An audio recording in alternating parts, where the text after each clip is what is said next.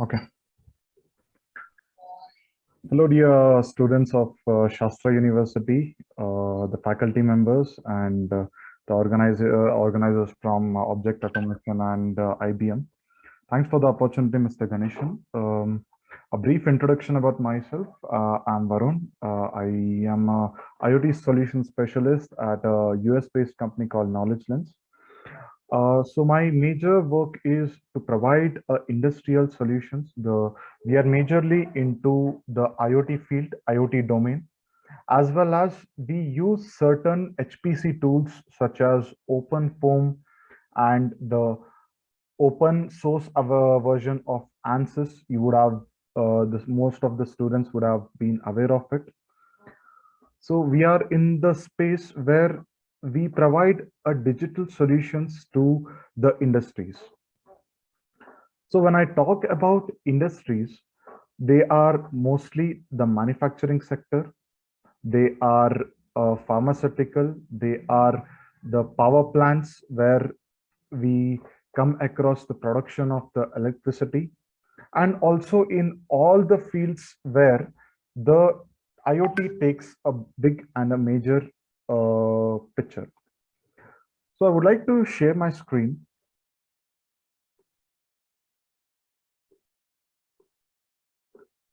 Can anyone confirm me the screen is visible? Yeah, it's visible. Great. So me coming from the industrial background, good experience, and most of my time I spend in industries where I bridge a gap between the technology and the industry. So for example, in India, we have seen most of our industries, we still use the pen and paper logbooks and the back counting facilities using in person. But whereas we have conducted or worked on a projects where the cement industry, in a cement industry, a back counting is done using the vision analytics, the number of bags.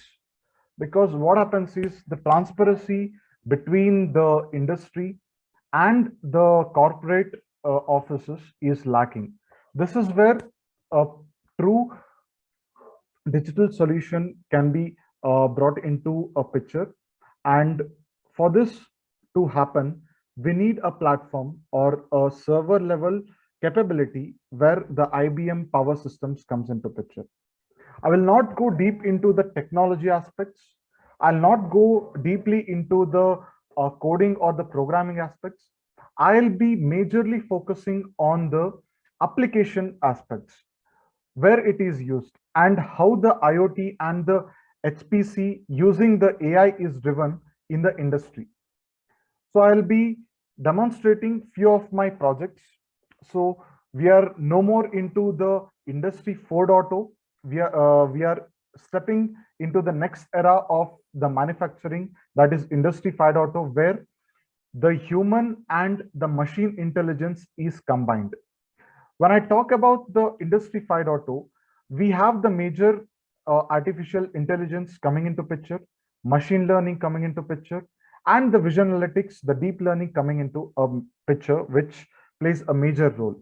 And I'll be demonstrating few of the implementations or few couple of case studies where I have worked on, where I spent my time in the factory implementing such digital solutions to the factories, and couple of machine learning applications on the same. So I will be just having an overview on the IBM Power Systems today. And when we talk about the smart factory, it's not only about we take the sensor data and we just go for analytics. It's much more in the industry 5.0 sector, where we predict the equipment's failure. For example, me coming from the domain background, where I closely work with the industrial plant head or the factory supervisor, and right from there to the shop floor managers. So when a equipment, or for example, I'll take an example of a gearbox, or in electronics perspective, I'll take a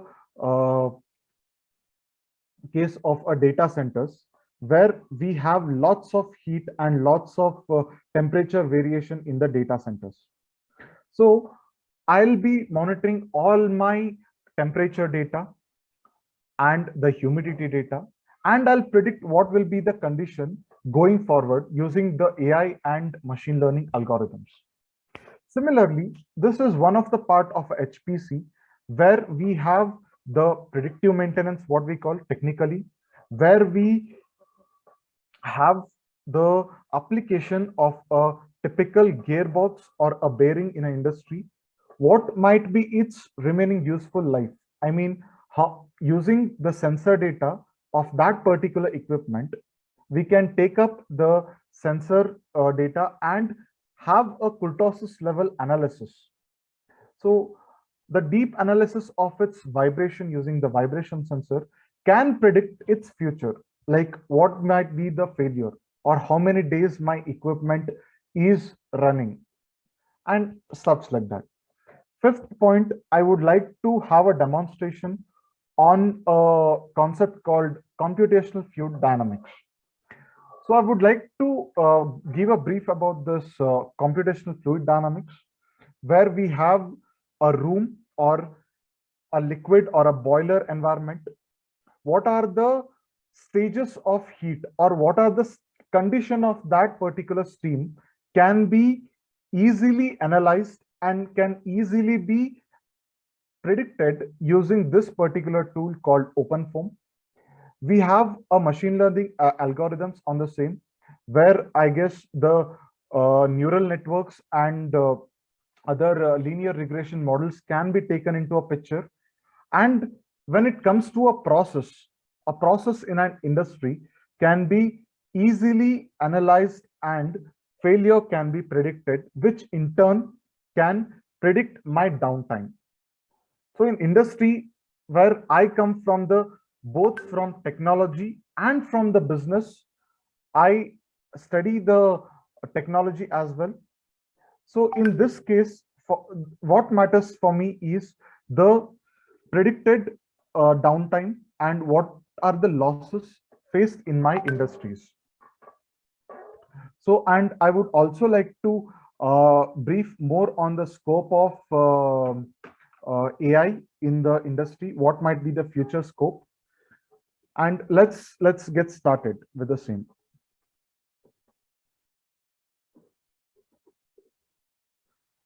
So this is the overall architecture, what I would like to say.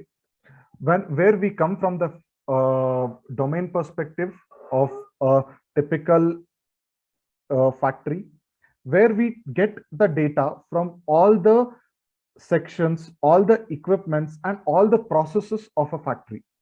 It's not only about we gathering the data from the machine in turn responding to the operator is a real industry 5.0 architecture, what I can say. So for example, I would like to take an example of a robotic arm. What happens is in a robotic arm, it's not only about monitoring the parameters of your motor, temperature, motor, the direction or the placement or whatever, or the degree of freedom or the rotation. But in turn, I would rather consider a robotic arm as a human arm. I will feed all the data or I'll train all the required data in the robotic arm to do a job for me. Even if there is any fault, such as there is a lube oil temperature down or the motor speed has been cut down, it should solve the problem on its own. That is the future of the industry 5.0, where there will be a minimal intervention of a human when it comes to repairing a robot or a robotic arm. Similarly, I would like to give a case of a industrial boiler or a turbine, where steam is a major asset of the particular boiler. What happens is we get the flow meter data, the data from the flow meter, data from the thermostat, data from the rotation of your turbine. but it's not giving me any information. We here at IoT domain or AI domain in terms of industry want the data to speak.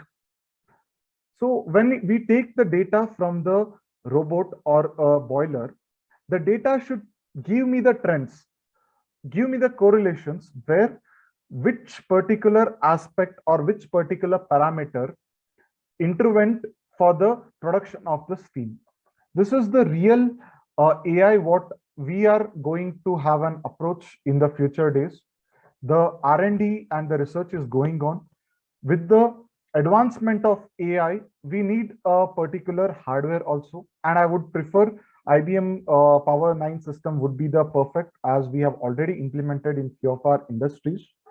So this is how the future of the Industry 5.0 looks like, where the IoT data, the sensors data, is converted into the AI model. The data is speaking, the machines are speaking, the machines are becoming smarter. This is the real model of a Industry 5.0, where we have the augmented reality and comes into picture, and also we can have a talk with the machine, like how we have Alexa in place or Siri or Google Assistant in place. So all these combined together can be taken into account of an Industry 5.0. So I would like just a brief on this architecture, how the evolution of our power system of our IBM server had been. It was a brilliant journey, like from right from 2010, the cloud, when the trend of a cloud server and stuffs like that started. And we have come a long way towards Industry 5.0 and the Power 10 family, which has been recently launched last year. So we can have a look on the same. And we at IBM also provide us solutions at the deep learning and the IoT space, as well as if you want to run any linear regression model or a machine learning or the ANSYS or OpenFOAM, we can have a capability of the same using the visual analytics or the GPUs. So coming to the real case scenario of how the industry works and also how technology can be brought in to a industry. So this I'll be demonstrating a case study. I'll be talking more on this case study where we have the sensors data in place, as well as taking the sensors data, how we can forecast what is the future. What is the future of that particular machine? So we have taken an example of a three-phase pump here, which is used for drilling and serving oil wells. So here I'll ask, coming from the domain perspective, what matters to me is the parameters and the behavior of the fluid flowing into the machine, and what can cause what damages or what positives can the fluid cause to the walls of the machine or a pump. For that matter, we have taken an example here. So this particular case study, I would go deep into analysis, where we have used MATLAB software to run this on the cloud. We get the subscriptions from the MATLAB, where why we predict the future. So for example, in technical words, we call it as a predictive maintenance. So we ask questions such as, is my machine operating normally? How is this possible? Like if we see any parameter, a sensor parameter from a machine, for example, I'll take an example of a bearing. I have placed a vibration sensor on the machine, and it gives me data when it is working. So this will give me the health condition of a machine, of a bearing for that matter. So this is something called as an anomaly detection, and we get the data of all these historic trends, And we see the correlation between the RPM of a bearing, the vibration of a bearing, and the lube oil levels, the oil lubrication oil levels of a bearing. So this can be the historical data correlation can be considered as the condition monitoring. Now, these are all the aspects of Industry 4.0 where the data was in our hand and the monitoring and the historic analysis of the data was carried out. From this, we were able to judge the particular machine that what is its health and what was the condition. But now we are into the next era of Industry 5.0 where we predict the we predict the remaining useful life. So how much far, like how much time my machine will run, or there is a wear and tear. Using this data, we feed the data, we train the machine learning model, and based on the real-time data of a vibration, we analyze this and we give a proper report that for that matter for 3 months or before a month, the machine is going to fail.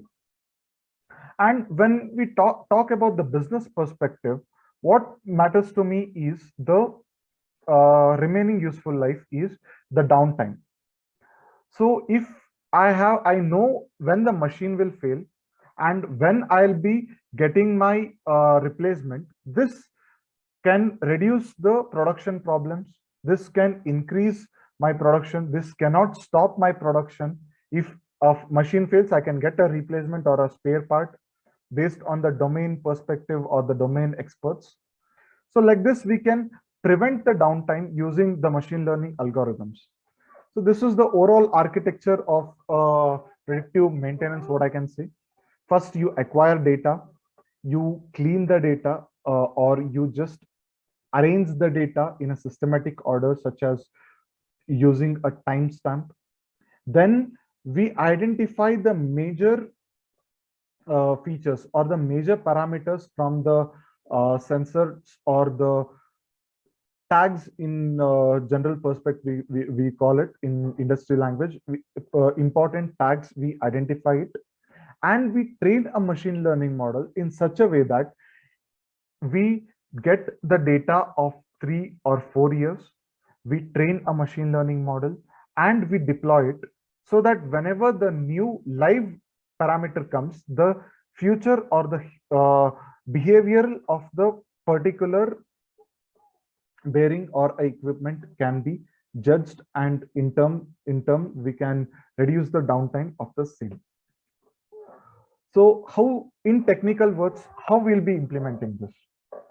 I don't know, students, we have a database like either it may be a Kairos or a Kafka or a Mongo for that matter. In simple words, I'll be taking the example of an Excel sheet in a user friendly, understandable language. I'll consider a simple Excel. So I have the data from the Excel sheet. I'll simply pour it in the model. So I have the historical data in place. I'll take the data from the physical sensors and I filter the sensor using the signal analysis, and such information have been trained in a server, in a cloud level, or in the on-premise, and we get the output of how we define or how we recreate the analysis of a particular health of a equipment. So the remaining useful life can be divided into 3 major aspects, such as similarity models, degradation models, and the survival models. So what happens is, it's not only about the data which we have and we just monitor it. The data, from the beginning of my presentation, I'm always stressing on this point that the data should speak. When we want the data to speak, we need to arrange this particular data in a systematic manner that any domain consultant or any shop floor manager can be easily understand that. So when we train a machine learning model, it's very important for a user or for a developer to have all the major parameters taken into account. So for example, when I'm taking an example of a gearbox, for me, the design parameters of the gearbox matters. For me, the RPM of the gearbox matters. For me, the loop oil temperature or the loop oil levels matters for me when you consider the failure of a machine. So similarly, when we consider all the data, all the parameters data taken into account, it will be easy for me to determine the remaining useful life of a machine. So technically, I'll not touch deep into this, but because if I talk more on this, it's a big field altogether. We have MATLAB ready softwares where we have open source tools for this, where we just have to make a modeling of a data. We, from the domain perspective, what are the important parameters such as the vibrations or the temperature for that matter, all the data taken into account, we can predict the failure. We can predict the degradation model of a machine. Having coming from the industry background, where I spend most of my time in the factories, so this particular application has not yet been developed. So it's a major opportunity for us being in an open source, in an open power environment, in an open source environment, where we can contribute a little bit if we come from a domain perspective or from the computer science background. So this is how the overall architecture is. So we first get the data from this edge, like I can, in simple words, a data logger for that matter, where Raspberry Pi or any edge device or a ESP controller for that matter. This particular device is sends the data to the clouds, either a Kafka or a MongoDB, any database for that matter, you can use it. So we filter the data and we feed the data to the MATLAB simulator. So this particular MATLAB simulator is running on the cloud of the IBM, or either on premise, how we have in our Shastra University.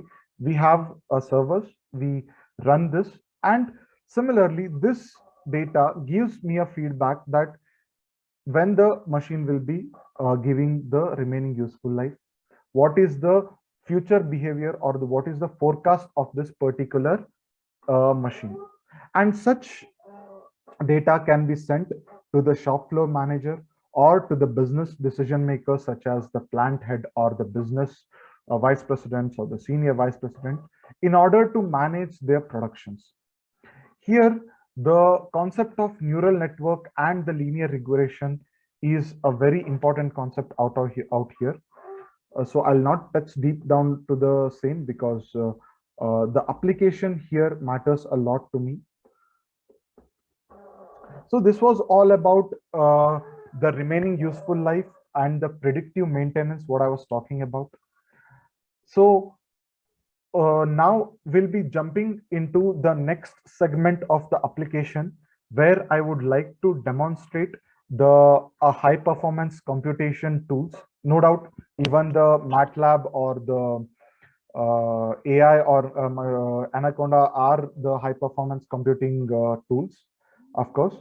So in the next case study, I would like to demonstrate more on the computational fluid dynamics, where we have the boilers in place, the gearbox in place. This particular tool is mostly used where there is the analysis takes a major picture in this particular scenario.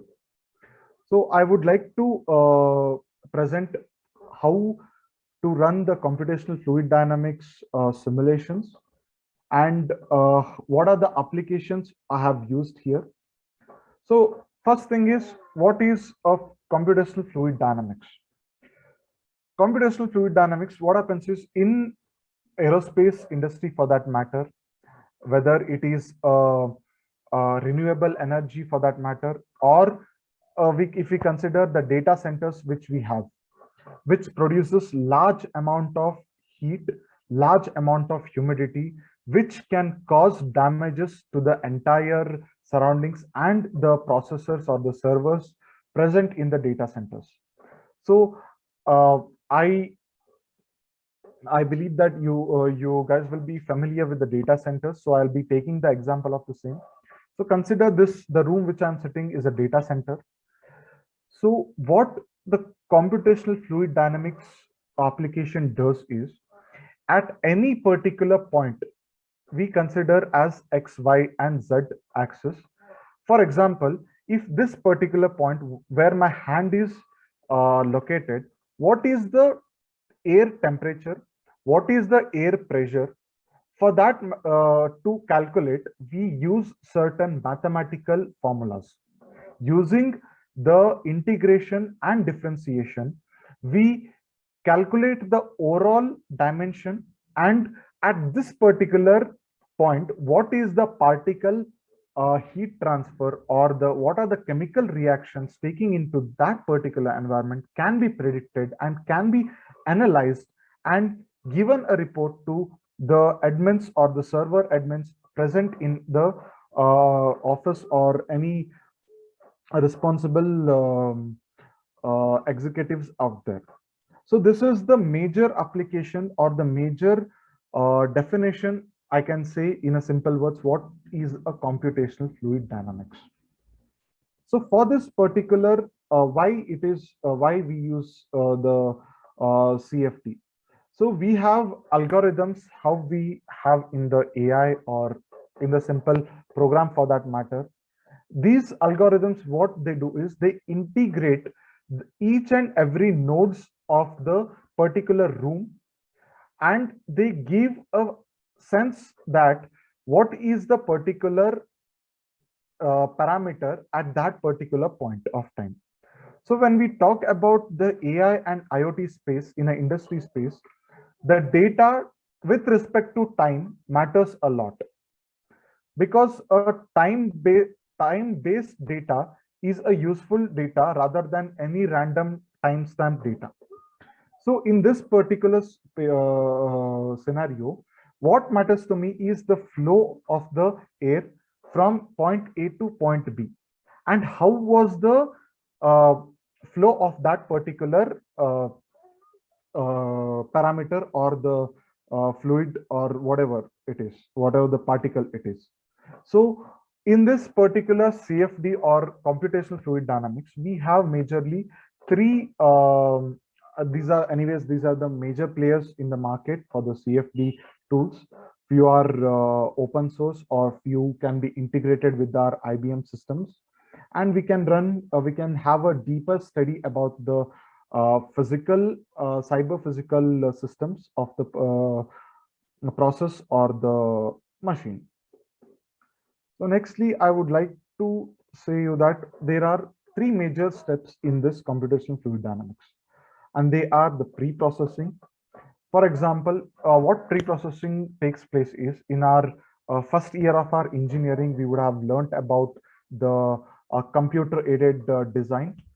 So that design is being brought into this software, in this simulator, where we give a physical touch for this particular machine or a design what we have imported from the CATIA or any design software for that matter, AutoCAD or CATIA. So next step is, we divide this particular design into billions of nodes. So so this can be a replica, or you can compare with your neural networks. In neural networks, we connect the dots. Similarly, we divide this particular design into multiple or billions of nodes. So in the basic mathematics, what we studied in our 11th or 12th grade, the integration of all these nodes will give me my design. This is the simple concept of what we are doing here. And once the solver is present, we give a sense of physical fluid, the what kind of fluid it is. It is either a compressible, or it is a incompressible, or it is a rigid fluid, or whatever it is. The physical structure or the material science, what we call, we define the same. We give all the required parameters such as Reynolds number and stuffs like that.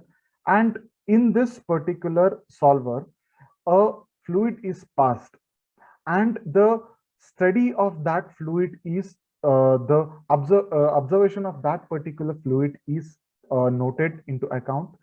And the in post processing, it gives me a result.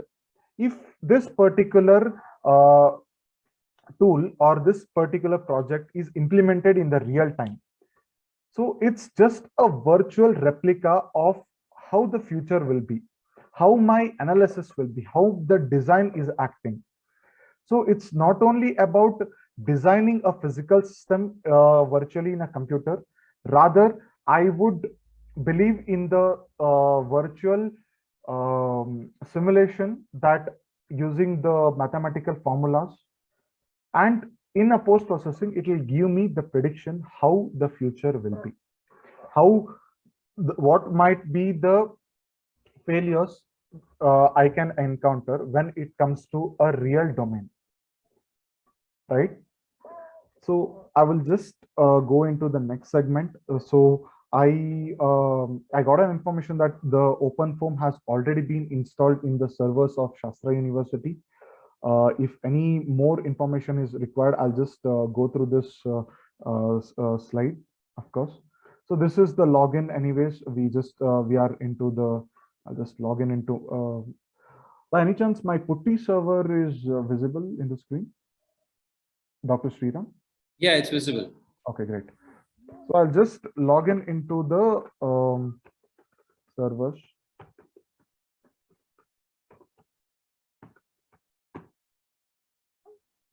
So I'm into the cloud environment. I'll just type my credentials. My password. Great. So these are the The software. font size? Sorry. Can you please increase the font size? Sure. I'll just try it. How about now, sir? I'm just minimizing it. Is it comfortable? Yeah, this one is better. Okay, great.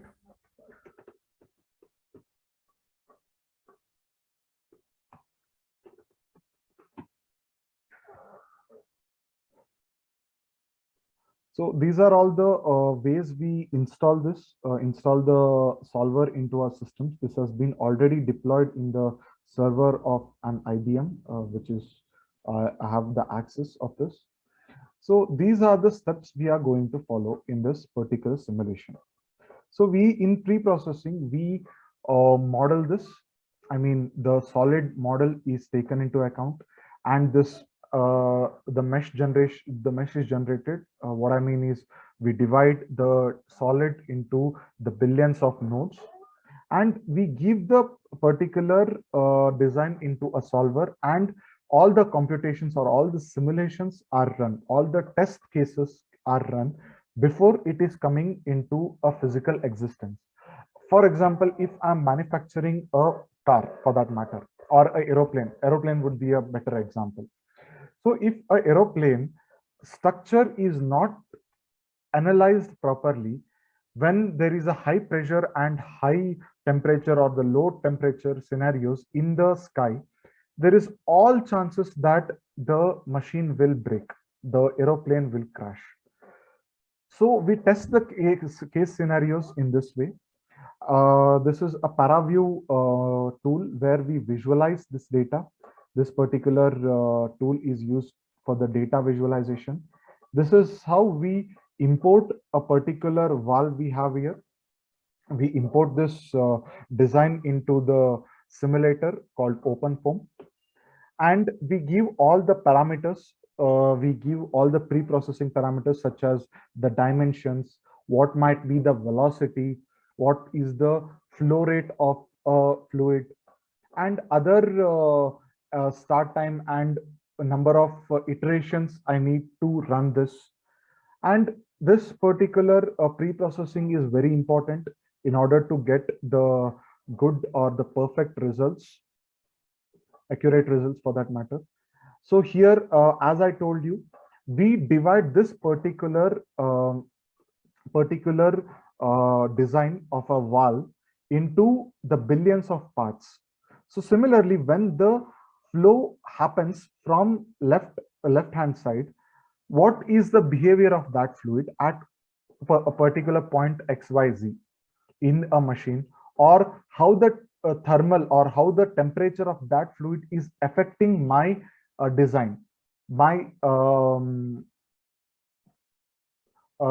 equipment, right? So these are the various ways. There are other system or the other third party software where the meshing can be done for this particular design, and the same meshing can be imported into the OpenFOAM system. So these are the virtual or the digital twin, I can say, the digital replica of the real-time valve, what is going through. Either this data can be used, taken from the sensors also, and from the predicting the using the OpenFOAM software. So you can see here what are the various parameters which affected and the end result. So these are my post-processing results. So this red mark shows me that this will be a failure, or this is not so safe to proceed to. And this is how the design parameters, the design team and the process team work together to build a product, to build a real product. I mean, the not the either a car or any part of a car for that matter, or any equipment for that matter. So this is how the basic simulation and design is carried out in an industry. So I'll just run a simulation. I'll just show you folks a simulation in the OpenFOAM, how the servers are run. We run a simulation in the cloud environment. So I have already installed a OpenFOAM in my system. So I'll just brief you on the same.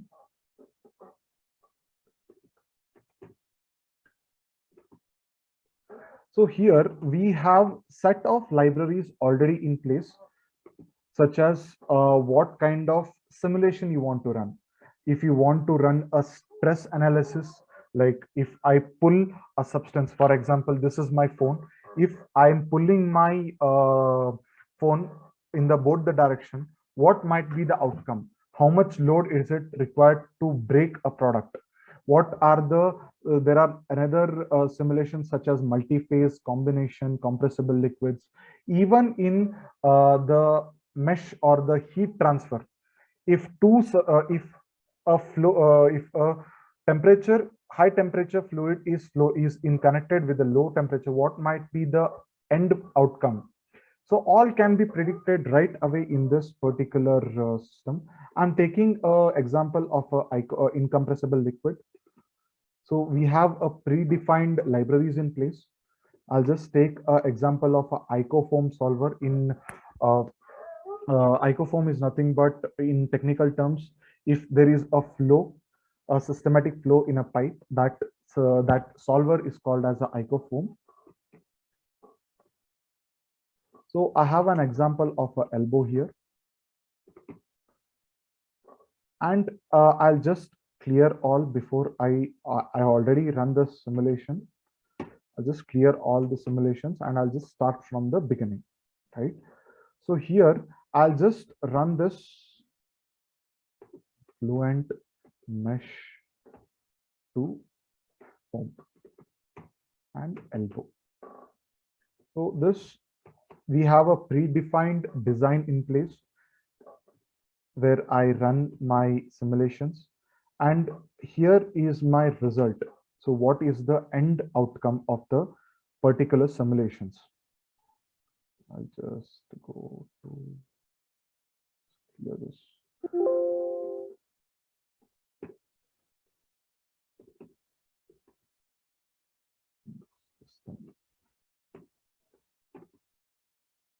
So this is my solution post-processing result where I have my solution readily available for me, and which gives me the overall details like the pressure details, the velocity details, and what might be the what you can say the factor of safety which I can achieve it before I go to the simulation for that matter.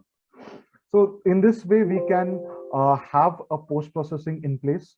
I'll just have show you a slide which shows you that at this particular second, what was the behavior of that particular fluid. So here you can see in this slide, at the minute of 0.81, the parameter of this particular initial residual was this much.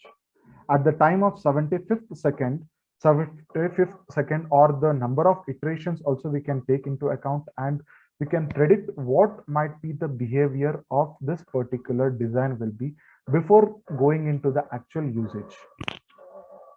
So I think I'm pretty open for the questions now. I mean, in a computational fluid dynamics space, or these are some of the capabilities of why Power9 server is unique and stuff like that.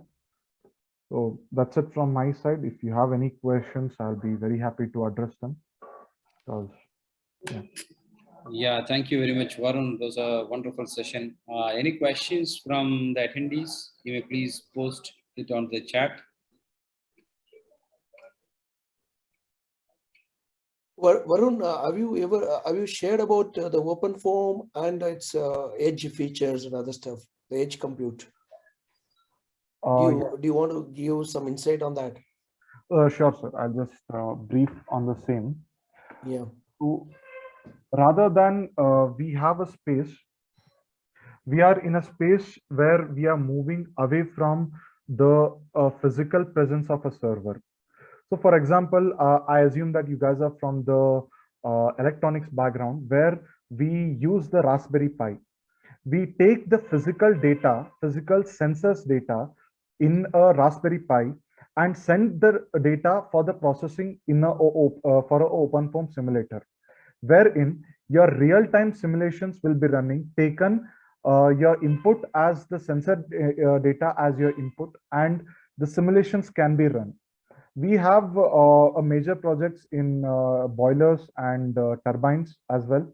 We were successful in doing the proof of concept to one of our client, and the results, of course, the OpenFOAM has been used by many of our industry experts, by their professors, R&D professors, deans. Of course, the results are very fruitful. The technology we bring in place, we put it in the right place, give us the proper result, whatever I feel is, because we closely work with the industries, and we know the industry's problems as well. That's what is from the edge computation, edge AI, or edge HPC, I can say. Is there a way we can set up a similar the platform in Sastra University, because the Sastra deployed the OpenFOAM in their cluster right now. Correct. And can we set up a kind of a simulation, like some kind of a example simulation, which you can help here, so that students can take advantage of it? Sure, sir. I can have a project wherein we have a DHT sensor. We'll take a simple one, a DHT sensor with a ESP controller, and the data will be sending it to the cloud, and we run a simulation kind of things. We can have a workshop, one-day workshop. We'll be very happy for that. That would be awesome. Yeah, because real-time industry problem solving is something interesting. And the students will be very enthusiastic also. Yeah. Thank you. Yes, Sriram, please. Yeah, thank you, Varun, for the offer. Soon we will have one-day workshop on OpenFOAM alone, and especially with aligning with the Industry 5.0. To recap on what we have done on day one is that we started with Open Power Cores, then OpenCAPI, Tau, E4S, applications for HPC, Spectrum Scale, and OpenFOAM. So as a summary, of day one session, one could build a silicon using open cores with the accelerator, 500 plus softwares to build HPC and AI applications, storing the data using spectrum scale and open foam CFD. And there are lots of other possibilities available to learn and to implement. So with this note, let's conclude today's session.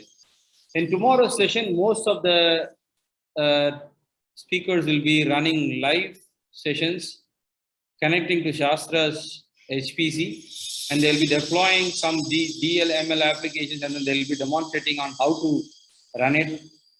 So hope you enjoyed day one session, and we'll have day two session starting tomorrow by 9 a.m. So I would appreciate students and the participants occupy their seats by 8:50 a.m. itself.